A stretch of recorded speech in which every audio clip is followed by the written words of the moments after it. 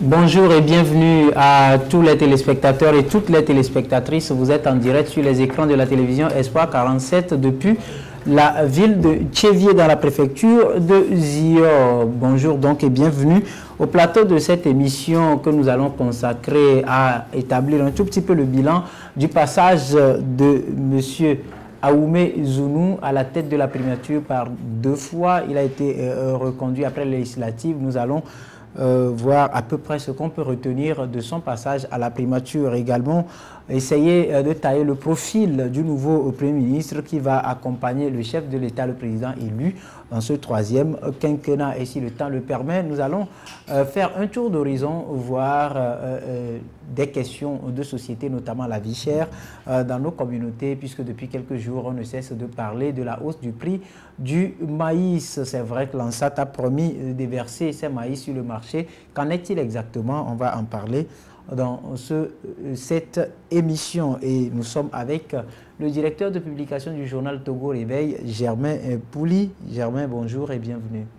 Bonjour Rodrigue et bonjour à tous les téléspectateurs. Je n'oublie pas tous les auditeurs de Radio KNTB et des autres radios partenaires. Voilà, je rappelle donc que cette émission peut être suivie sur les ondes de Radio KNTB à Lomé, Radio VGK à Palimé, Radio Lumière à Anekho, et puis 2 liens sur le web pour les internautes et les Togolais de la diaspora, le www.ebenradio.com et le www.togovision.com. Ceci étant rapidement, Germain, vendredi dernier, on était là quand on a appris au journal de 20 h sur la télévision nationale la démission du Premier ministre, son Excellence Artem Kwesi Sele-Agodi, Aoumé Zounou. Alors, comme d'habitude, on va essayer de voir ce qu'on retient du passage de l'homme par 2 fois à la tête de la primature.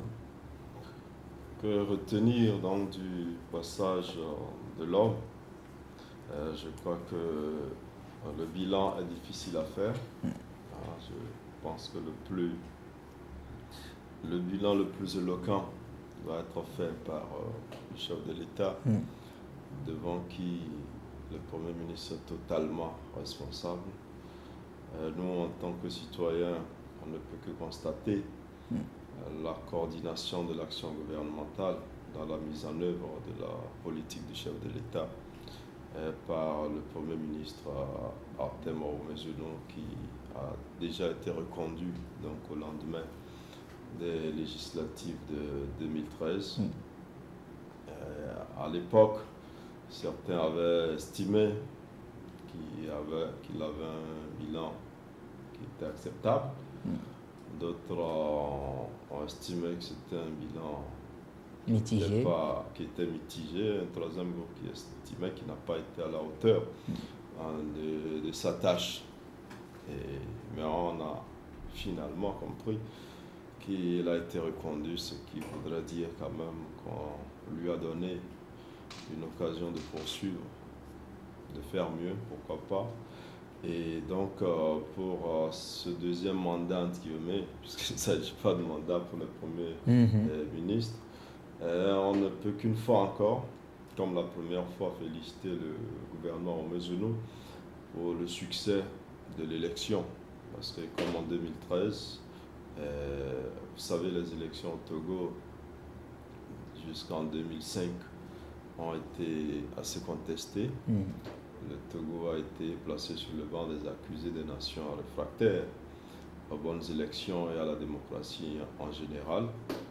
Et donc les élections sont devenues un souci, pas seulement pour les Togolais, mais pour tous les amis du Togo et la communauté internationale. Et donc on a réussi celle de 2007, celle de 2010. Et 2013, certains Togolais s'inquiétaient, et donc Aoumé Zounou et son équipe ont réussi cette élection, donc comme en 2013. Cette année, on peut déjà mettre le succès de l'élection présidentielle donc, au crédit de l'équipe Aoumé Zounou, qu'il faut féliciter, parce que c'est un succès collégial.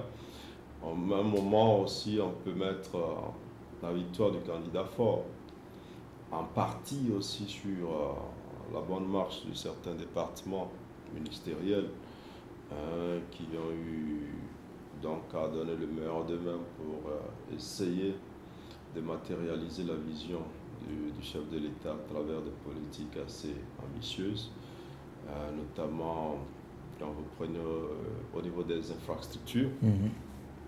Beaucoup de choses ont été faites. La capitale d'abord, qui a été entièrement prise en compte au niveau du renouvellement du tissu routier. On a vu un peu le développement du port avec la construction du 3e quai, avec Lomé terminal container, c'est ça. Et puis il y a l'extension de l'aéroport. On pensait que cet aéroport devait être inauguré pendant la campagne. Ça n'a pas été le cas. Je crois que ça ne serait tardé dans les prochaines semaines parce que les travaux ont effectivement avancé. Et donc par rapport à ces facilités désormais sur les routes, désormais à travers la mer et par l'aéroport, il y a eu beaucoup d'investissements qui ont été faits et qui placent aujourd'hui le pays comme l'un des pays les plus outillés, en tout cas qui offre beaucoup plus de facilité en ce qui concerne les transports. Et le Togo aujourd'hui peut s'identifier comme un pôle avec lequel on compose forcément dans la sous-région. Il y a eu des domaines comme ceux de l'agriculture, on en parlera malgré la dernière hausse du prix du maïs. On ne va pas dire que notre agriculture se porte mal parce que pendant des années, ce prix a été stabilisé. Et ça veut dire que quelque chose se fait. Et vous savez que notre président a reçu même un prix de la FAO, dans ce sens, pour dire que nous avons réussi à travers les efforts et surtout la mise en œuvre de ce programme ambitieux qu'est le PNIASA à réduire de moitié donc, le problème d'alimentation dans notre pays, ce qui n'est pas rien. Je crois que c'est un effort aussi à mettre sur le dos du gouvernement, et puis pas sur le dos, à l'actif du gouvernement. À l'actif du gouvernement. Et il y a la finance inclusive avec le FNFI. Qui, dans sa première étape, a touché plus de 300 000 Togolais pour les ouvrir à un circuit de financement, à l'accès au crédit. On ne peut rien faire aujourd'hui sans cet accompagnement des institutions de finances, les banques et les microcrédits. Aujourd'hui, on permet quand même à ceux-là, les plus pauvres, qui ont besoin de quelque chose pour démarrer, de l'avoir. Au début, on avait sous-estimé le montant qui était alloué dans le cadre de l'APSEF, qui est l'accès des plus pauvres aux services financiers de base. Là, on a pu comprendre quand même avec le lancement de 2 nouveaux produits que sont la GRICEF et la JCEF, que les montants sont beaucoup plus importants et donc ce programme avance. Et on a vu, ça on ne mettra pas ça sur le dos du gouvernement, mais la création de la DOSI qui dépend directement de la présidence de la République parce que ce département ne dépend pas du gouvernement, mais qui a beaucoup agi donc, dans l'informel avec des mutuelles donc, qui ont permis à plusieurs conducteurs des taxis motos, notamment dans le cadre de la MUCTAM, et donc à pouvoir d'abord avoir accès aux outils de travail et à bénéficier donc d'une couverture sociale en ce qui concerne l'assurance maladie. On pense à leur retraite, on pense aussi à leur reconversion. Et toutes ces actions ont contribué, comme je le disais tantôt, à l'élection du président. Donc le gouvernement qui a travaillé selon la vision du chef de l'État, même si par endroits on peut aussi déplorer qu'il n'y a pas eu d'excellents résultats, mais globalement je pense que si les Togolais ont reconduit le président sortant, c'est parce que il y a eu beaucoup de choses qui ont été faites. Il a promis faire des choses en 2010 et 5 ans après, la majorité des Togolais, au moins 58%, ont pu constater que beaucoup de choses se font et que le chef de l'État mérite d'être reconduit pour poursuivre un peu ces grands changements qu'il a opérés en si peu de temps.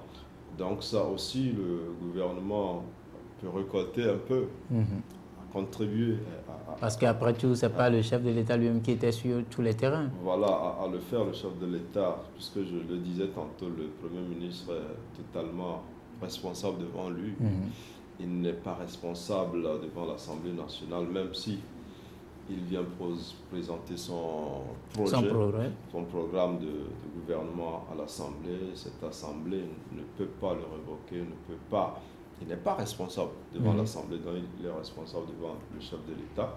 Et donc, quand vous prenez aussi la question au niveau de l'artisanat, on peut dire aussi que beaucoup de choses ont été faites. Au niveau de la jeunesse, on a vu des programmes ambitieux comme le Provonat qui ont été mis en œuvre et qui ont été un exemple que même au niveau du PNUD, au niveau de l'ONU, on pense exporter. Et vous le savez, le ministre en charge du développement à la base, duquel dépend ce programme, a été invité il y a quelques mois, il y a 2 ans je pense, en Allemagne pour une conférence où il était question de partager l'expérience du Provonat avec les autres pays. Il y a le programme des Nations Unies pour le développement et le volontariat surtout, dont le directeur exécutif a fait un déplacement au Togo pour rencontrer justement les autorités togolaises pour dire d'abord sa satisfaction de la manière dont ce programme est mené, pour dire qu'on voudrait que le Togo soit un pays pilote qui peut aider les autres pays à implanter ce programme-là. Donc on peut déjà reconnaître que c'est quelque chose qui a été bien fait à mettre à l'actif du gouvernement. Du gouvernement. On a un ministère de la Culture, quoiqu'en difficulté, qui a pu quand même faire quelque chose pour les artistes. On parle de plus en plus de ce fonds de soutien donc à la culture qui est allé grandissant. 200 millions, ils sont passés à 200 millions. À 200 millions. Et beaucoup d'artistes, beaucoup de promoteurs culturels ont bénéficié de financement pour accompagner donc la mise en œuvre de leurs projets. Et vous voyez que ça bouge un peu du côté de la culture, même si du côté de la communication, on peut déplorer que l'aide de l'État n'ait pas bougé sensiblement. C'est vrai qu'on a augmenté 25 millions sur le montant qui était alloué à la presse, qui est budgétisé, qui est alloué depuis quelques années, mais ça reste encore insuffisant face au grand nombre de médias qui composent l'univers médiatique au Togo, face aux besoins réels donc, de la presse que nous représentons. On peut déplorer cet état de fait et espérer qu'avec la formation du nouveau gouvernement, les doléances des professionnels des médias seront prises en charge. Mais à côté de cette aide de l'État, quand même, on va féliciter ce gouvernement et ce ministère pour avoir réussi à organiser les états généraux de la presse, parce que c'était important de le faire après une vingtaine d'années de pratique, de s'arrêter un jour. Ça a été fait à Palimé. La plupart des acteurs étaient là. Ils ont tablé sur ce qui se fait en termes de prestations de la presse dans notre pays en ce moment. Les forces et les faiblesses de la presse togolaise ont été parcourues et puis de nouvelles lignes pour l'avenir ont été définies avec pas mal de recommandations.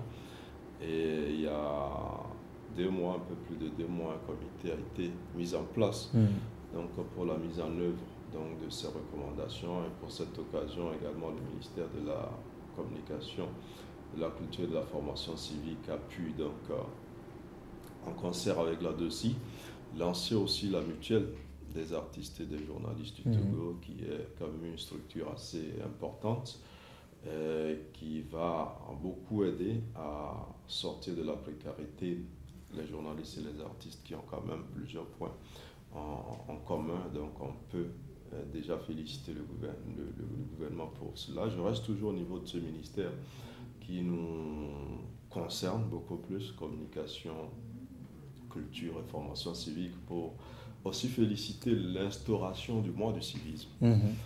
Parce que c'est l'un des défis auxquels nous sommes assez confrontés dans notre pays. Les actes inciviques que sont les gens sous le couvert de la démocratie, sous le couvert de la liberté.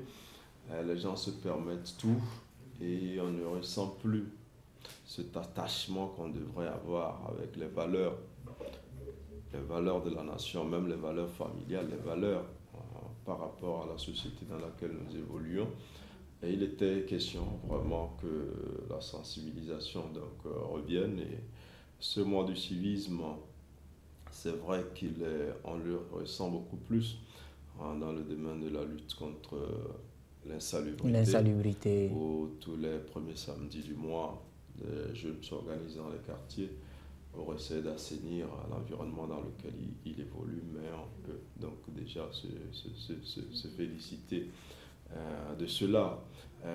Maintenant, plus généralement, Oumézounou aurait réussi, malgré ce qu'on appelle la grange sociale, malgré les difficultés, on peut dire qu'il a réussi quand même à améliorer beaucoup plus qu'avant la condition de vie, les conditions de vie et de travail donc des fonctionnaires. Et quand vous prenez globalement les traitements tels qu'ils étaient, qu'on les appelle salaire, prime ou quoi qu'on veut, aujourd'hui les fonctionnaires gagnent un peu plus qu'avant. Certains ont vu leur salaire doubler, certains ont connu des augmentations allant de 20 à 40-50% selon les catégories. Mais on n'est pas en train de dire que ça suffit et que ça leur permet véritablement de faire face à la vie chère. Non, pas du tout, mais il faut quand même reconnaître ce petit effort qui a été fait. Et c'est devant ce que le Premier ministre Oumézounou appelait le refus de reconnaître un peu ces quelques progrès qu'il a piqué cette crise-là au centre hospitalier régional Lomé Commune. De Lomé Commune, et ce qui a contribué aussi à mettre en courroux certains syndicats et certains travailleurs, mais plusieurs vérités avaient été dites. Des efforts ont été faits, même s'il reste encore insuffisant, même si on pense qu'il faut encourager le gouvernement à le faire. Il faut commencer déjà par reconnaître cela, que cela a été fait. Donc on a vu quand même qu'il y a globalement beaucoup de ministères qui, sous Oumézounou, ont fait des efforts. Ont fonctionné. Avec des bilans, on ne va pas dire mitigés, mais satisfaisants, pour certains ministères, dans ceux dont j'ai parlé un peu, qui ont été donc parmi les priorités. Mais il y a plusieurs actions qui sont menées, qui ne sont pas rendues suffisamment visibles, qui ne sont pas expliquées et qui présentent certains ministres comme dormants, comme ne faisant pas grand-chose. Quand je prends justement, j'allais évoquer la situation quand on prend le ministère géré par notre ami Excellence Eliott Ouhine. On n'en a pas tellement entendu parler. Oui, c'est tout simplement parce que ce n'est pas vraiment dans les grandes priorités. Malheureusement, c'est le cas quand ce n'est pas qu'il n'y a pas de projet, il y a des projets, le ministère existe, mais au même moment, quand il n'y a pas de financement sur certains projets qui sont rendus, qui sont visibles et qui ont une incidence directe sur la vie des populations, on a comme l'impression que c'est un ministère qui n'existe pas, mais pas du tout. Et on pourra aussi parler du ministère chargé des affaires présidentielles, par exemple. Oui, bon, je crois que c'est un ministre qui est beaucoup plus en rapport avec le président. Dans les affaires présidentielles, est-ce que c'est un département qui concerne directement la population? Non, je ne pense pas. Mais au même moment, la population a besoin de savoir ce qui se fait, puisque c'est vrai, on l'a communiqué déjà, donc c'est normal que les gens aient une idée sur ce qui se fait justement. Moi, je crois que la présidence a son organisation. Certains pourraient le comparer à un directeur de cabinet à la présidence. Mais il y a déjà un directeur de cabinet qui est en même temps ministre du développement à la base. Certains pourront penser qu'il est une sorte de secrétaire général de la présidence. Ou peut-être de conseiller, voilà, on ne sait jamais. Mais je crois qu'il a son rôle à jouer. Des affaires présidentielles, donc c'est des affaires qui concernent le président. Maintenant, quel est son rôle concrètement, qu'est-ce qu'il fait? Et nous ne sommes pas, moi personnellement, je ne suis pas plus renseigné que vous, mais je crois que chaque ministère a son cahier de charge. On ne saurait créer un ministère s'il n'y a pas de matière, s'il n'y a pas de prérogatives. Et donc, je crois qu'il y a des prérogatives qui doivent rester essentiellement au niveau de la présidence et qui ne touchent pas forcément à la vie publique. Mais est-ce qu'à un moment donné, on n'a pas besoin d'expliquer au public justement le pourquoi ces ministères, même si on juge que c'est un peu des affaires présidentielles, moins du moins communiquer une fois passant sur... Je crois qu'on n'a pas besoin de communiquer, c'est peut-être tout simplement à nous de communiquer. C'est nous, les médias, c'est nous qui communiquons. Moi, je n'ai jamais été curieux de savoir qu'est-ce qu'ils faisaient concrètement pour en parler. Peut-être que j'aurais pu avoir peut-être une interview avec le ministre Soli Toki, et ça pour savoir qu'est-ce qu'il fait exactement à côté du chef de l'État. Peut-être que j'aurais pu rencontrer quelqu'un à la primature qui aurait pu me dire exactement quel est le rôle d'un ministre chargé des affaires présidentielles. Mais je crois que nous n'avons pas fait notre travail. Bon, ce n'est pas quand on forme un gouvernement. Mais ça ne les déjeune pas non plus, hein, parce qu'au moins une fois passant, même si c'est peut-être un discours... Non, c'est comme tu dirais, qu'est-ce que fait le ministre de l'urbanisme? Ça, parce qu'on est habitué à cela. On pense qu'on le sait, que fait le ministre en charge des relations avec les institutions de la République. Parce qu'on le voit, il passe très souvent sur les écrans de la télévision nationale, expliquer un certain nombre de choses, et là, voilà, on sent qu'il est là, il est en activité. On le voit parfois à l'Assemblée nationale. À l'Assemblée nationale. Oui, mais donc on essaie de comprendre, mais on n'a pas tous les contours de son cahier de charge. Voilà. Bon, je pense, c'est vrai, le gouvernement pourrait communiquer, mais je pense que c'est à nous de dire, mais qu'est-ce qu'il fait? C'est comme la dossier, on en parlait tout à l'heure. Bon, on pourra communiquer, on a créé la direction de l'organisation des secteurs. Parce qu'à un moment donné, puisque vous avez donné l'exemple de la dossier, à un moment donné, il a fallu que la dossier même se lève avec son premier responsable pour aller vers les populations à travers une tournée, et se faire connaître et expliquer réellement son rôle. Oui, mais ça, c'est la DOSI s'occupe de l'informel et la DG est partie vers les acteurs de l'informel. Elle peut aussi rester dans son coin et dire, ben, non, basta, les gens elle ne peut pas, puisque l'informel, c'est sur le terrain. C'est sur le terrain. Mais les affaires présidentielles, ce n'est pas sur le terrain. Les affaires du président ne sont pas au marché, ne sont pas dans les ateliers, ne sont pas auprès des journalistes, auprès des étudiants. Donc, le ministre Soli Toki ne fait pas déployer ses activités. Il dit, bon, moi, je suis en charge des affaires présidentielles, je viens me présenter à vous. Pas du moment où ces activités ne touchent pas les classes, comme on les connaît, les classes sociales. Je crois que ça serait assez difficile. En tout cas, on va pousser la curiosité à aller vraiment, peut-être lui demander un bilan, puisque c'est tout le gouvernement qui a démissionné et tous les départements sont quand même appelés à établir un bilan d'activité. Oui, bon, je crois que les bilans sont faits généralement. Plusieurs ministères font des bilans à l'occasion de la fin. Parce que récemment, on a suivi quand même le ministère du Développement à la base. Qui a réuni des journalistes pour présenter dans le bilan de ses activités. Certaines ne sont pas présentées à la presse, mais sont directement soumises à l'autorité hiérarchique. Donc je crois que c'est quand même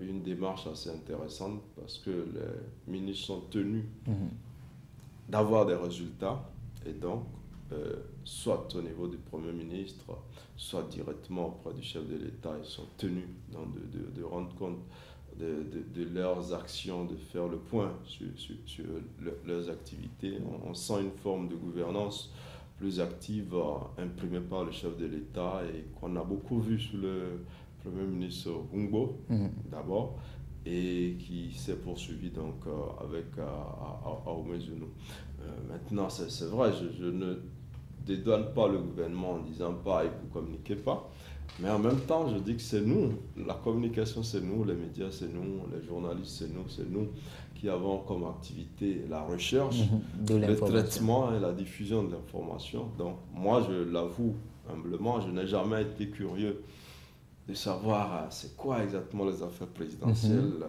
ce qu'il fait concrètement. Et puisque je réfléchis, je me disais, est-ce que c'est une sorte de directeur de cabinet bis? Il y avait déjà tout ça. Voilà. Donc, mais en tout cas, c'est que vous le dites. Peut-être que ce ministère reviendra, parce qu'à chaque formation de gouvernement, il y a forcément de petits changements. Il y a des petits changements, il y a des dénominations qui changent, il y a des ministères qui disparaissent, un peu comme le tourisme et la santé. Donc, on va en parler tout à l'heure. Il a disparu, mais il n'y a pas eu de ministre. Il n'y a pas eu de ministre. À ce poste. Donc, si ce ministère revenait, peut-être qu'on serait tenté de voir qui serait le prochain occupant de ce portefeuille. Et ce qu'il ferait exactement. Qu'est-ce qui a été fait avant lui ou qu'est-ce qui se fait concrètement. Donc, on va chercher à le savoir. Voilà, mais avant d'aller un peu plus loin, c'est vrai qu'on a peint un tableau, un tableau, on va dire, en quelque sorte, très satisfaisant du gouvernement dans son ensemble, mais au même moment, ça ne veut pas dire qu'il n'y a pas eu de petits ratés. Oui, non, bon, on peut dire très satisfaisant, c'est trop dire. Je parlais satisfaisant. J'ai parlé des ministères qui ont vraiment travaillé. Assuré. Bon, qu'on le veuille ou non, qu'on soit du pouvoir ou de l'opposition, on reconnaît quand même que ce département était assez actif. Mais ce n'est pas un bilan global pour pas global, oui. Mais comme je le disais aussi, les ministères, ça dépend des priorités. Ça dépend des priorités que le chef de l'État accorde à ses actions, parce qu'il y a beaucoup de choses à faire. Mais le chef de l'État choisit d'aller étape par étape. Il n'a pas embrassé tout à la fois. Et il a pris, il a estimé que pour d'abord pouvoir diriger ce pays, il faut l'apaiser. Et que les premières années de sa prise de fonction à la tête donc de l'État, il a beaucoup plus travaillé. Il y a eu le processus de réconciliation. Oui, beaucoup de millions donc, ont été investis dans ce processus de réconciliation avec la CVJR. Il y a eu aussi, on n'en parle pas assez, mais c'est la modernisation de la justice qui aujourd'hui commence à porter des fruits.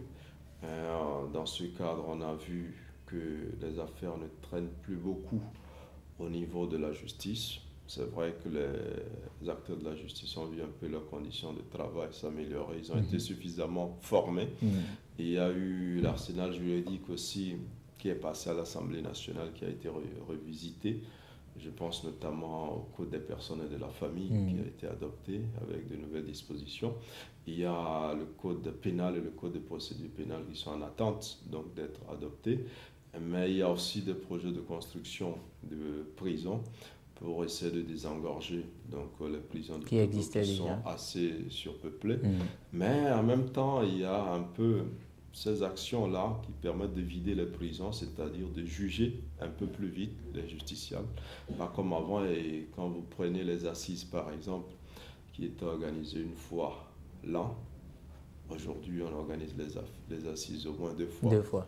Dans l'année, ce qui permet quand même de régler les affaires, de juger les gens, ceux qui méritent d'être libérés sont libérés, ceux qui ont passé un temps ou qui devraient compléter leur peine le sont aussi, mais on sent que ça bouge un peu. On a vu aussi le rapprochement de la justice aux justiciables à travers la création des cours d'appel dans les chefs-lieux de région, à travers la création des tribunaux de première instance dans les grandes préfectures, pour rapprocher un peu les justiciables de la justice, parce qu'avant, pour certaines affaires, vous êtes dans une ville comme Tchévi ou Notché, je pense que vous êtes obligé d'aller à Tapamé ou à Lomé, alors que votre affaire se déroule dans votre préfecture, vous devrez quand même pouvoir avoir un juge à votre disposition. Aujourd'hui, je crois que ce sont des choses qui se font, et donc on peut le mettre aussi à l'actif de ce gouvernement. Donc il y a beaucoup de choses qui se font. C'est vrai, on ne communique pas assez parce que en réalité, on estime que ça devrait se faire. Mais ça ne se faisait pas. Aujourd'hui, ça se fait. On a vu un peu le recrutement au niveau même de l'administration pénitentiaire où un corps spécial a été finalement créé pour les prisons. Pour faire ce travail-là. Et un ministère qui a beaucoup de travail, dont on n'a pas beaucoup parlé, c'est le ministère de la Sécurité, qui a beaucoup travaillé dans le sens de la sécurisation des élections, ça on en passe, dans le sens de la sécurisation aussi des manifestations publiques, parce que depuis un certain temps, c'est devenu une activité pour une certaine partie de la classe politique essentiellement, et de plus en plus des syndicats. Donc, il y a beaucoup plus de manifestations publiques. Il faut pouvoir les encadrer pour qu'il n'y ait pas de grabuge, pour qu'il n'y ait pas de débordement, pour qu'il n'y ait pas de casse. On peut déjà féliciter la sécurité pour cela. Bon, maintenant, il y a l'épisode du braquage à l'aéroport international de Lomé. À Déticopé, au Grand Marché. On peut déplorer et estimer qu'il y a beaucoup de choses à faire. Et dans ce sens, vous avez vu le chef de l'État a lancé l'ambitieux programme de refondation des forces de défense et de sécurité, donc avec la division du pays en différentes régions militaires, en différentes régions de commandement au niveau de la sécurité, avec la gendarmerie et la police qui a été mise en avant face aux menaces donc, du terrorisme, de Boko Haram, de la piraterie maritime et tout ça. Le pays a pris quand même certaines dispositions qui sont des avancées réelles aujourd'hui par rapport à la sécurité dans notre pays. Et vous le savez, dans quelques mois, le Togo va abriter une conférence africaine sur la sécurité maritime. Et notre pays, un peu dans le domaine, est une référence. Il suffit tous les soirs de passer au niveau de la plage. Vous vous rendrez compte qu'il y a plusieurs navires qui sont donc qui n'ont pas accosté, mais qui séjournent au large des côtes togolaises. Est-ce que tous ces navires-là viennent au Togo? Non, je crois que quand vous vous informez, la plupart viennent profiter un peu de la sécurité des eaux togolaises qui sont plus sécurisées, où il y a des patrouilles en permanence, où il y a un contrôle et donc des moyens pour dissuader un peu les pirates maritimes. Donc plusieurs navires aujourd'hui accostent quand la nuit vient au large des côtes togolaises qui sont plus sécurisées que les autres. Donc c'est une expertise aujourd'hui que le Togo veut exporter. Ça aussi, il faut le mettre donc, à l'actif du ministère de la sécurité. Maintenant, on en parlait et on ne va pas dire que tout va bien parce qu'on a parlé des efforts faits par le gouvernement pour améliorer les conditions de vie et de travail des fonctionnaires.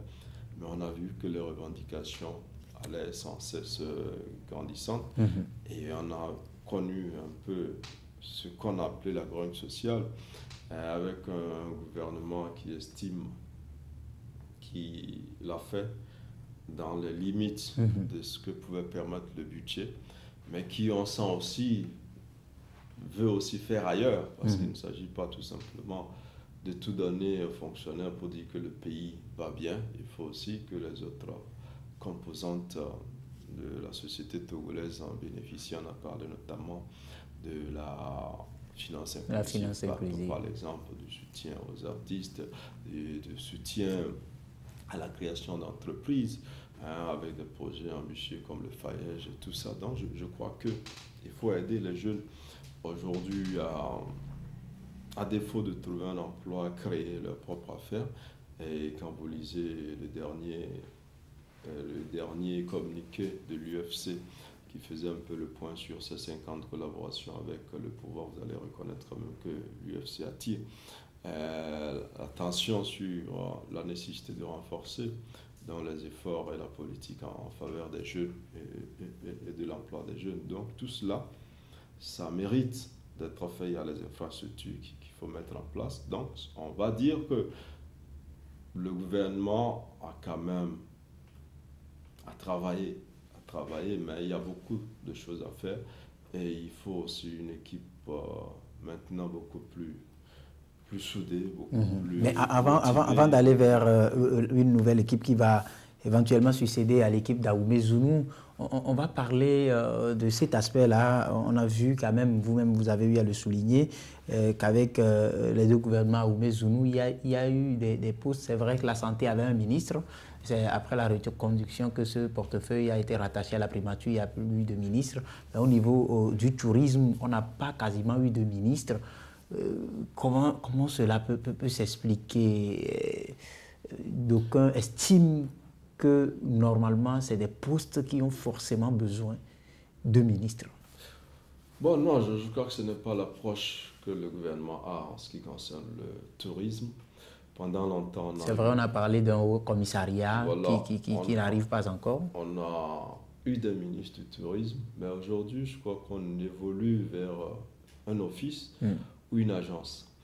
Bon, on estime que l'Agence nationale du tourisme, par exemple, l'Office national du tourisme, on estime qu'on n'a pas besoin d'un ministre pour faire la promotion du tourisme au Togo, mais on a besoin d'un manager qui s'y connaît en matière de tourisme et qui peut manager le tourisme, qui peut arriver à présenter le Togo comme une destination touristique attrayante donc pour tous ces visiteurs qui auraient envie ou qui pourraient être finalement intéressés par notre pays. Je crois que c'est l'approche.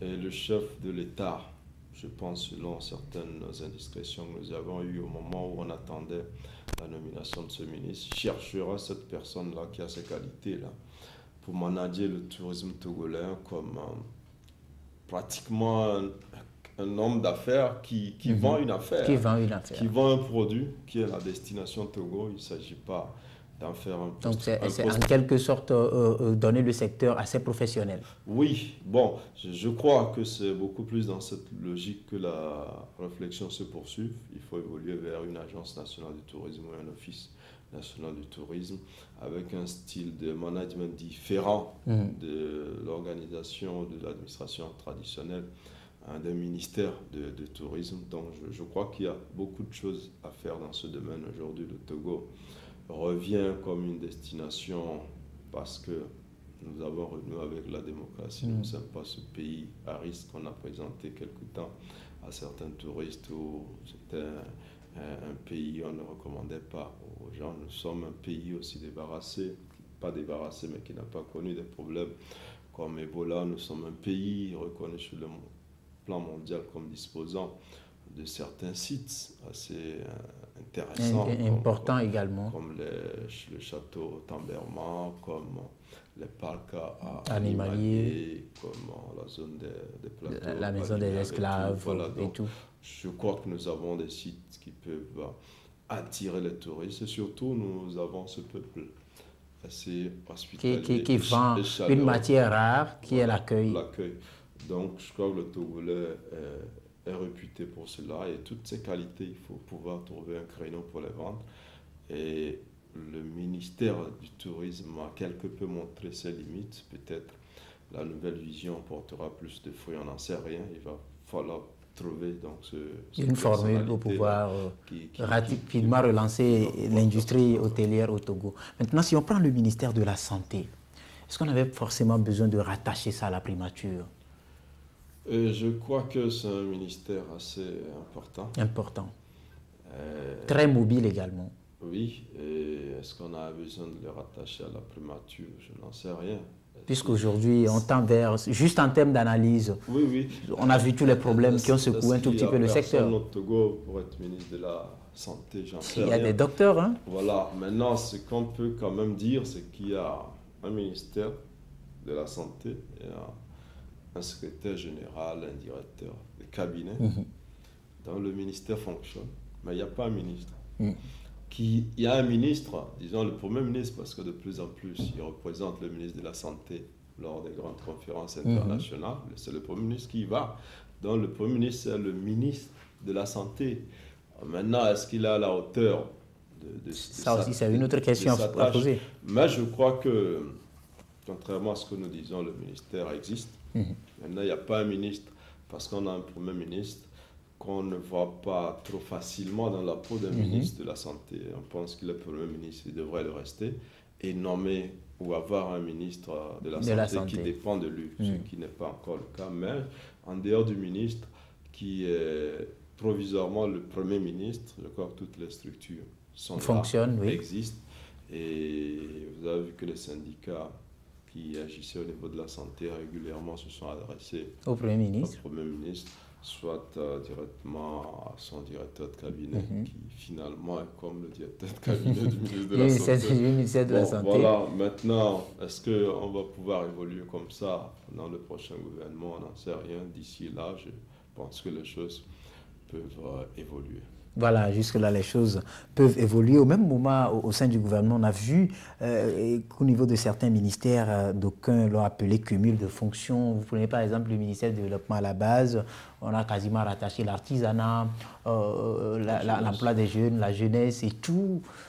Est-ce qu'il ne va pas falloir peut-être éclater ce ministère pour un peu soulager, on va dire, ou donner plus de mobilité à ces responsables-là, afin que ces domaines clés qui ont beaucoup travaillé, comme on a eu à le relever, puissent accentuer un tout petit peu encore de plus leur présence? Bon, comme je le disais tantôt, il appartient au président d'apprécier le travail fait par ses collaborateurs parce qu'ils sont d'abord responsables devant lui.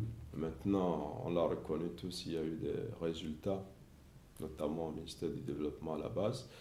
Mais comme on le disait, il y a plusieurs autres départements. C'est vrai qu'au niveau du ministère du Développement à la base, il y a eu beaucoup de choses assez bien faites d'ailleurs.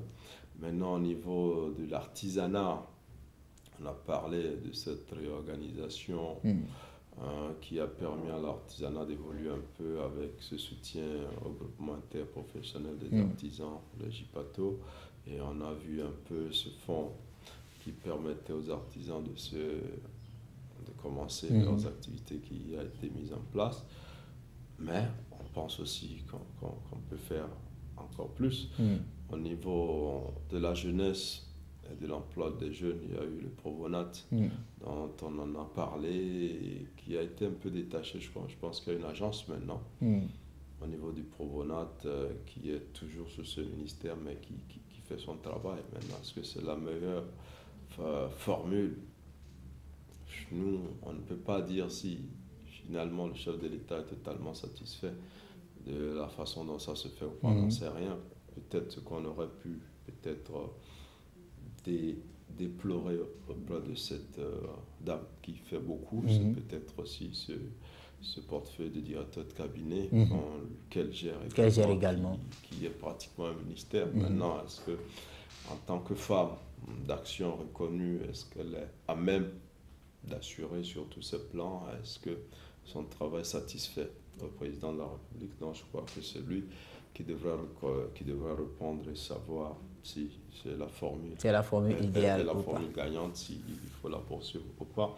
Nous, de l'extérieur, on peut estimer que c'est trop pour une seule personne, mais si cette personne arrive à le faire, en tout cas, si l'autorité qui lui a confié toutes ses charges estime que ces charges sont exécutées d'une manière satisfaisante, bon, on ne peut rien dire. On ne peut rien dire. Voilà, il y a aussi l'autre ministère qui a été pointé du doigt récemment dans l'affaire d'augmentation des prix du maïs sur le marché. On a vu le ministère de l'Agriculture où le ministre est au même moment le directeur de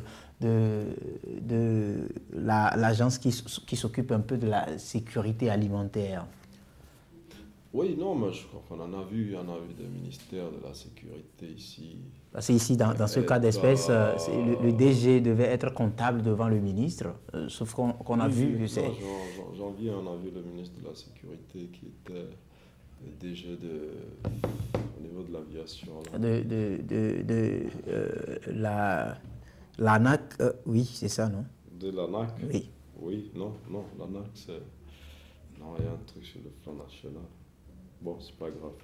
Bon, ce genre de cumul de fonctions, on en parlait tout de suite aussi du ministère du Développement à la base et du directeur de cabinet. Bon, maintenant, on a un ministre de l'Agriculture qui est DG de l'ANSAT. De l'ANSAT. Et c'est le même problème. Est-ce que le colonel arrive à gérer le ministère de l'Agriculture, de l'élevage et de la pêche et gérer l'ANSAT? Je crois que ça fait pratiquement 2 gouvernements qu'il fait avec ses deux portefeuilles. Et il est parti de DG de l'ANSAT pour devenir ministre. Bon, donc je crois qu'on estime qu'il peut le faire. Maintenant, est-ce qu'il le fait bien, est-ce qu'il le fait mal?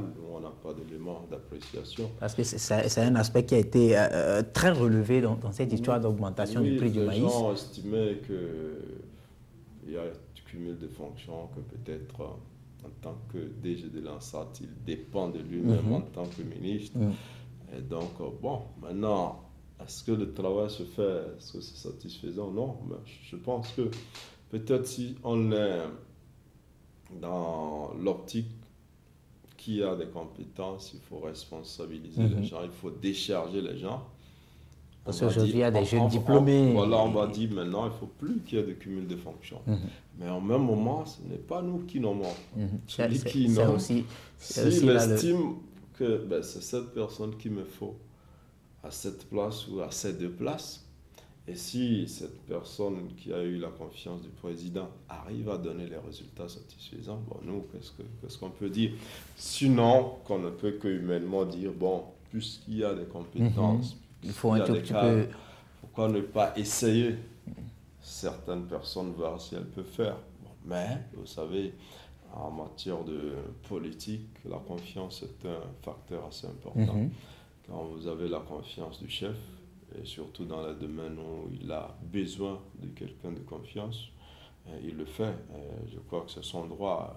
La loi ne l'interdit pas. Bon, donc, sur quelle base on va dire qu'il faut combattre les cumuls de fonctions? Non, à partir du moment où la loi ne l'interdit pas. Dans les cadres où la loi l'interdit, on le dit clairement. Par exemple, pour être député, on te dit quelles sont les fonctions qu'on ne peut pas cumuler. Mais il y a certaines qui peuvent être cumulées. Aujourd'hui, vous avez des avocats à l'hémicycle, des députés qui n'ont pas fermé leur cabinet. Ils exercent en tant qu'avocats, ils exercent en tant que représentants du peuple. Vous voyez des hommes d'affaires aussi, patrons de société, tout ça. Donc, il y a des cas où la loi interdit certains cumuls.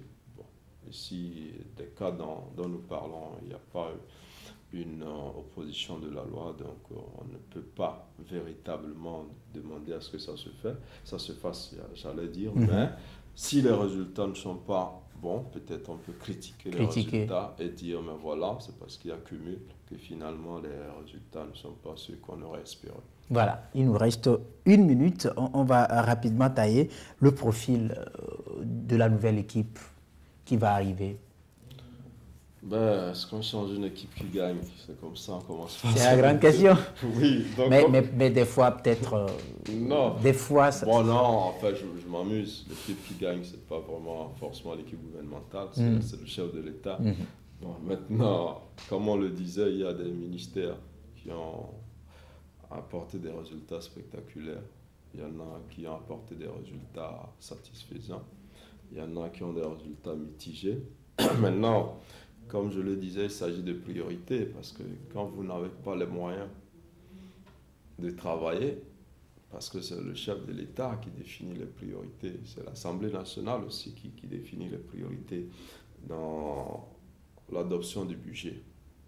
Donc le gouvernement élabore, l'Assemblée voit et puis on adopte. Donc, après, les moyens dont vous disposez sont prévus par le budget. Donc s'il y a des ministères qui n'ont pas eu de dotation suffisante pour travailler, ils ne pourront pas travailler.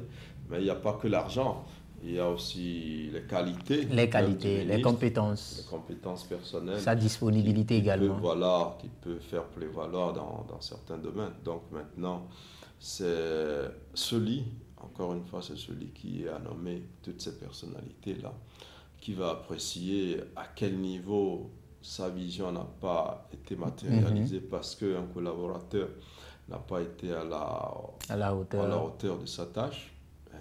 Il va chercher. Donc je pense que depuis que Yahomé Zounou a démissionné, s'il n'y en a pas encore un gouvernement, c'est qu'il y a un casting qui est en train de se faire. Voilà.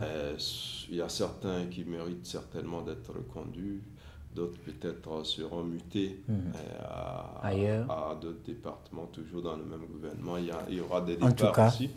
Maintenant, le profil, moi je crois qu'on a besoin comme vous l'avez dit, des ministres disponibles, qui sont d'abord des serviteurs de l'État comme tous les autres fonctionnaires, même s'ils sont peut-être à un rang plus élevé.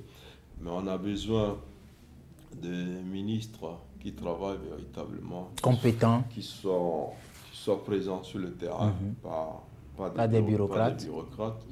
On a besoin de ministres capables d'avoir l'adhésion de leurs collaborateurs, de les pousser à suivre la dynamique du progrès dans laquelle le pays est engagé, parce que quand vous êtes ministre et que vos collaborateurs, qui sont généralement des techniciens, des spécialistes, ne vous apportent pas l'appui qu'il faut, vous n'allez pas réussir. Vous n'allez pas réussir. Donc, très bien, on va y revenir. Ces ministres, cette carrure-là. Mais encore une fois, le casting sera fait par le chef de l'État. On espère bien que ce qui sortira... On dira sur proposition du Premier ministre, mais c'est le chef de l'État qui aura les derniers mots. On espère voir certaines nouvelles têtes qui seront de grandes compétences. On espère aussi revoir certaines anciennes figures qui ont fait du bon travail. En tout cas, tout ça c'est réservé à l'actif du chef de l'État et nous espérons que tout ce temps qui est mis à profit pour le casting fera forcément montre d'une équipe disponible, capable d'assurer au cours de ce troisième quinquennat de Faure Zimna Gnassingbé à la tête du pays. Merci donc Germain pour la disponibilité surtout. On nous a lâché un tout petit peu à deux, mais on a assuré. Merci donc à vous qui nous avez suivis et surtout à toute l'équipe technique qui nous a accompagnés. Bien de choses chez vous, surtout que la pluie a arrosé le pays en partie, mais bénéficiez de cette fraîcheur et restez des nôtres. Au revoir. Oh là là, on en parlerait comme des bavards.